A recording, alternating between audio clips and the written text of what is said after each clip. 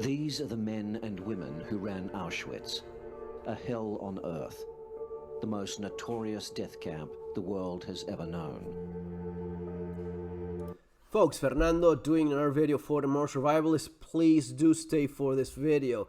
The way I address survival and preparedness is all-encompassing. I try to look at different areas. We talk so much about self-defense, about having certain tools, about understanding our surroundings. Awareness is not limited to seeing who's in front of you or coming from the back in the street. Awareness is encompassing a larger bubble. The more you expand that to your community, I mean, you start with your own awareness. This is the kind of stuff that, yes, I cover in Street Survival Skills. If you want to learn more about survival preparedness, Street Survival Skills, bugging out and relocating, very relevant given everything that's happening these days, and surviving the economic collapse, which you guys know and like, giving the over 1,000 positive reviews in Amazon. If you liked any of these and you want to leave the review, much appreciated as well. But the idea of awareness being not just about street smarts and how you look after yourself in the streets or home security, it becomes a matter of understanding the people in your neighborhood, in your community, in your city, in your entire country, globally even as well, being aware of political and economic and social developments as they keep unfolding, and being on top of that's going to be putting you in a much better position so as to maintain a certain quality of life that we all like to enjoy, let alone actually survive some of these events. But this video, though, it's super interesting. The idea of the happy Nazis, the cool, happy-go-lucky Nazis, which were in Auschwitz in the summer of 1944.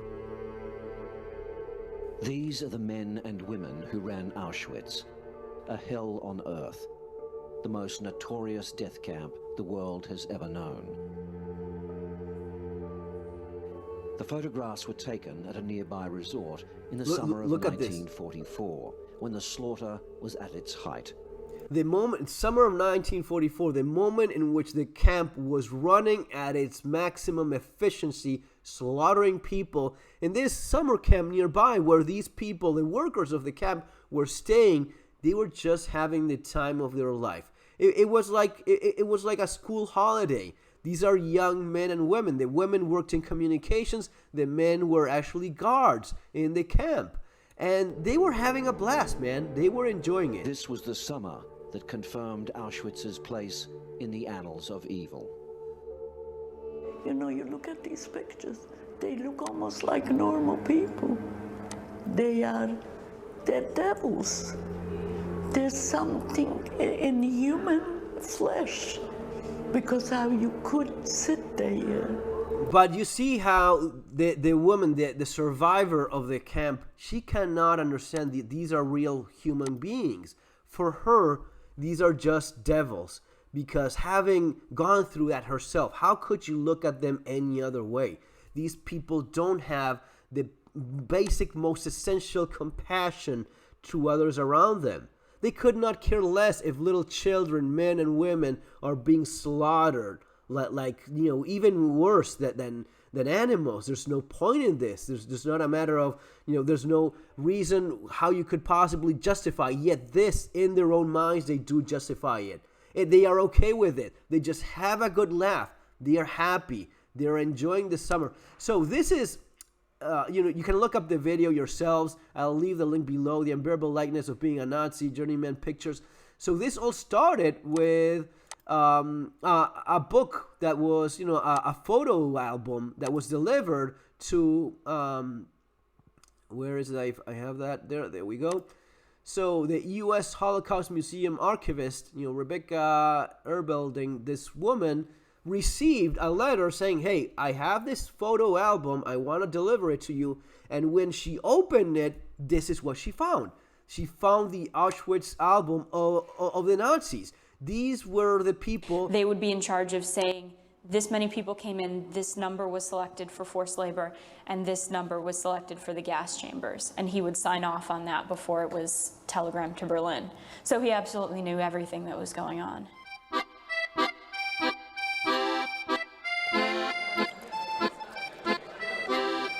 I think the most chilling thing is the time period that this is taken. These are not random officers who are at this resort. This is the peak. This is the A-team. This is people who were brought in specifically for the summer of 1944. By this point, at least in terms of Birkenau's killing capacity, it reached its apex. And the killing capacity was so expanded that for body disposal, they were beginning to use open pit cremation beyond the crematories. So you get the picture. You literally get the picture. And there's Menge. I mean, there's people that are some of the more sinister, evil people, in our history. But they were laughing. They were having a great time. They were having the time of their lives. So as the survivor of the Holocaust says that these were just devils, she's wrong. She's wrong regarding that. She's gone through this, so she cannot possibly be objective. She simply, as she says in her own words. You look at these pictures, they look almost like normal people. They're devils. There's something in... Because she cannot understand. It's worse than that. It would be great if these were just devils covered with human skin. That would make me happy. I would be happy. I'm okay with that. I'm okay with devils covered. It's worse than that. These are normal people. These are normal people that are okay with going to an extermination camp, and as their day job, while having the time of their lives, they're okay with burning corpses all day long and exterminating people. That's worse. But in this poor woman's, yes, of course, how could you see this any other way? It is even more scary to think that these could be your neighbors. This could be the person living right next to you. This could be the guy you went to school with. This could be your school teacher, your math teacher, now exterminating Jews in Auschwitz. That's the most scary part. And that's why I'm addressing this today, because that's what you're seeing right now. That's what you're seeing right now when we normalize this. When we normalize the hammer and sickle, when we normalize a red star, when people wonder, is this really communism? But no, this is the far right. These, the Prime Minister of Italy right now, Meloni, she's basically Mussolini. Trump was basically Hitler. So that woman is basically Mussolini. The other one is basically Hitler. No. Commies are commies. Hitler was Hitler. Mussolini was Mussolini. And the communist regime is still the communist regime no matter where you fly it. So if you fly the hammer and sickle in Cuba, in China, in North Korea, in Vietnam, Laos, or if you're flying it in the recently conquered New Republic of Donetsk, and you have your little kids with a freaking hammer and sickle and the red star in their head, literally, you cannot tell me that is not standing for communist ideology. And what is it that this has in common with this? Because we're told that this is the far right, right? No. Nazi stands for National Socialism. It is still socialism, even though now we're being told that a man is not a woman, is not a man, that a woman is not a woman, that 2 + 2 no longer equals 4, and we're being told that National Socialists are not really socialists. No, they are the far right. No, the only thing in common, when you look at National Socialism, communism, communism China, communism Cuba, communism in Venezuela, it's the power of the state.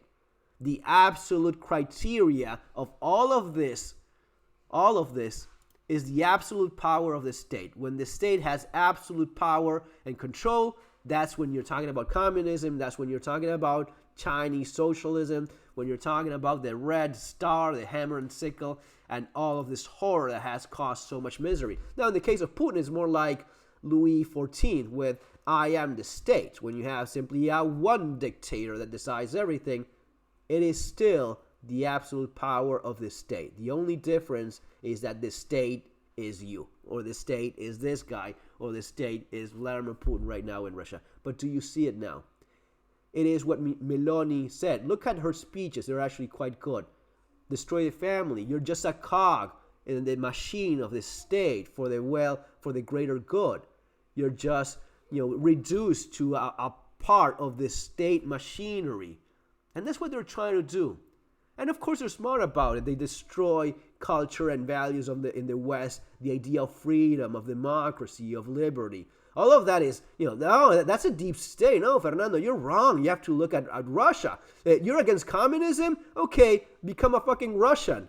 Are you kidding me? So this is standing against communism? This is what freedom looks like right now?